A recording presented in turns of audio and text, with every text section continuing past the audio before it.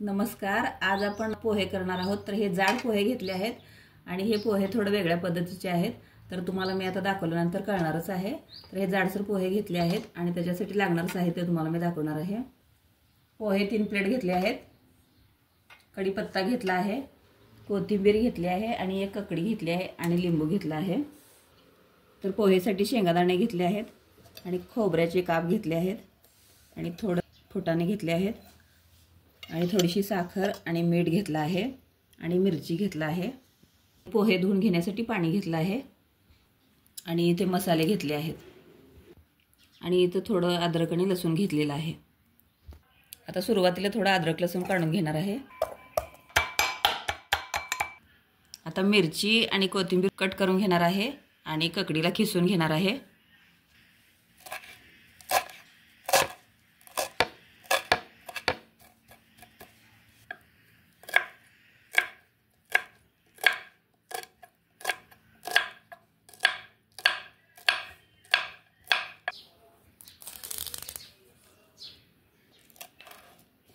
कढीपत्त्याचे पण बारीक तुकडे करून घेत आहे।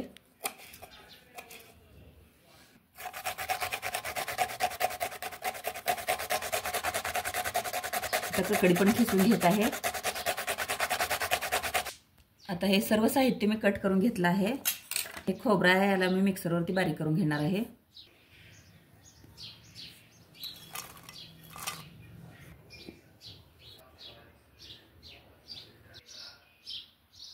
बघा आता खोबरं पण मी बारीक मिक्सरवरती करून घेतलेलं आहे। पोहेसाठी लिंबू पण घेतलेला आहे। आता हे जाडसर पोहेला मी पाण्याने धुवून घेणार आहे। जास्त ओलसर करून घ्यायचं नाही आणि मऊ पण पडू द्यायचं नाही, पटकन याला धुवून घ्यायचं आहे। आपल्याला मोकळे असे पोहे करायचे आहेत।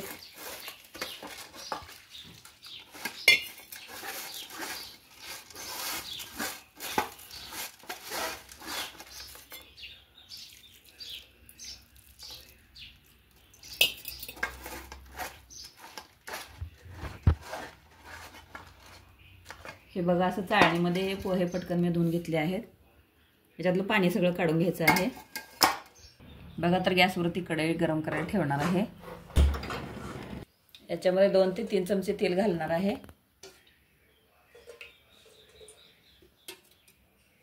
3 चमचे मी तेल घातलेलं आहे।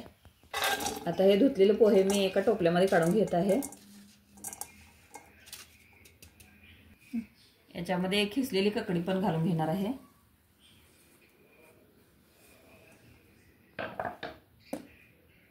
आता भिजवलेल्या पोह्यामध्ये हे खोबरं पण मी बारीक केलेलं घालून घेणार आहे।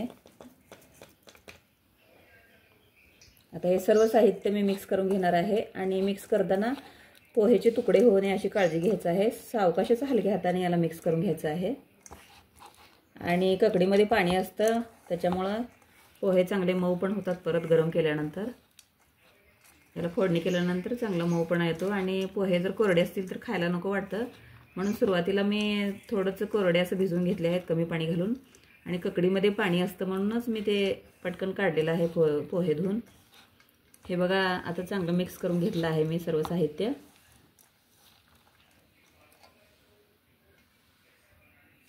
तर तेल गरम झालेलं आहे, तर सुरुवातीला मी त्याच्यामध्ये मोहरी घालत आहे। मोहरी फुटल्यानंतरच बाकीचं सर्व साहित्य घालायचं आहे। आणि विशेष म्हणजे या पोहेमध्ये मी कांदा वापरलेला नाही, हे वेगळ्या पद्धतीचे पोहे आहेत। आता याच्यामध्ये मिरची घालून घेणार आहे।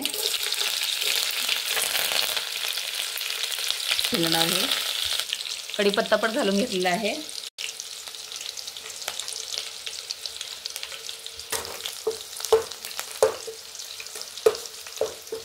कढीपत्ता मिरची हे चांगलं तळल्यानंतर, तर आता कढीपत्ता आणि मिरची तळल्यानंतर याच्यामध्ये फुटाणे घालून घेत आहे। तर तुम्ही याच्या जागी हरभऱ्याची डाळ पण वापरू शकता। याला पण व्यवस्थित चांगलं परतून घ्यायचं आहे।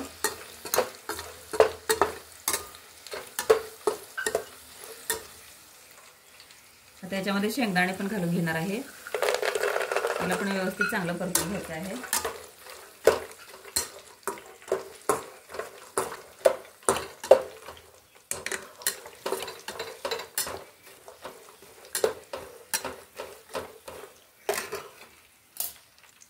तर आता याच्यामध्ये जिरे घालायचं आहे। सुरुवातीला जिरे घातलं असतं तर जळून गेले असते, म्हणून नंतर जिरे टाकायचं आहे।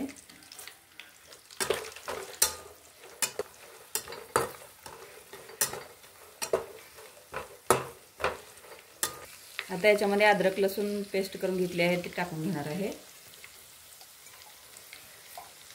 त्याला पण व्यवस्थित चांगलं परतून घ्यायचं आहे।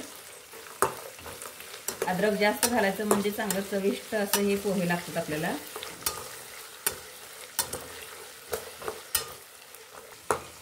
आणि ह्या पोहेमध्ये हळद वापरायची नाही, बिना हळदीचे पोहे आहेत। असे वेगळ्या पद्धतीचे पोहे तुम्ही नक्कीच करून खा, केल्यानंतरच तुम्हाला लक्षात येईल की पोहे खूप छान चविष्ट होतात।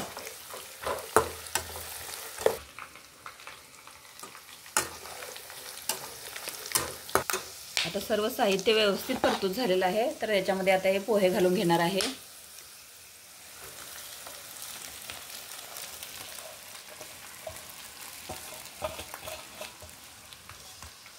आणि नेहमी पोहे म्हटलं की आपल्याला कांदे पोहेच आठवतात, तर हे अशा वेगळ्या पद्धतीचे पोहे आहेत, हे तुम्ही नक्कीच रेसिपी करून बघा। याच्यामध्ये कोथिंबीर घालून घेत आहे।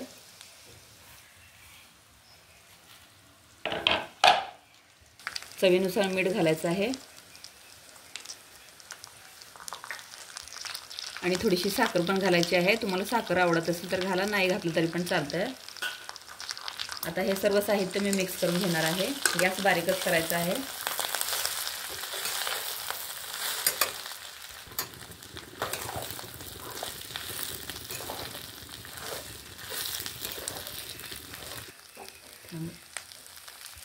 आता या पोह्यावरती लिंबू पिळून घेत आहे।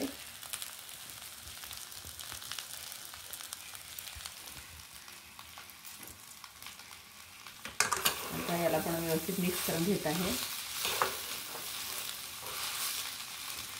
आणि सावकाश अलगद हलवून घ्यायचं आहे। पोहेचे तुकडे होऊ नये अशी काळजी घ्यायची आहे।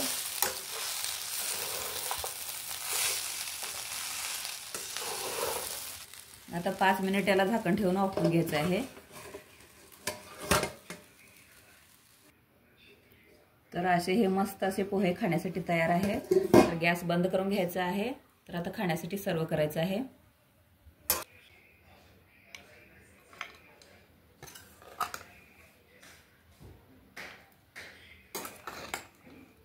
असे हे नवीन पद्धतीचे पोहे खाण्यासाठी तयार आहे। त्याच्यावरती शेव पण घातलेली आहे।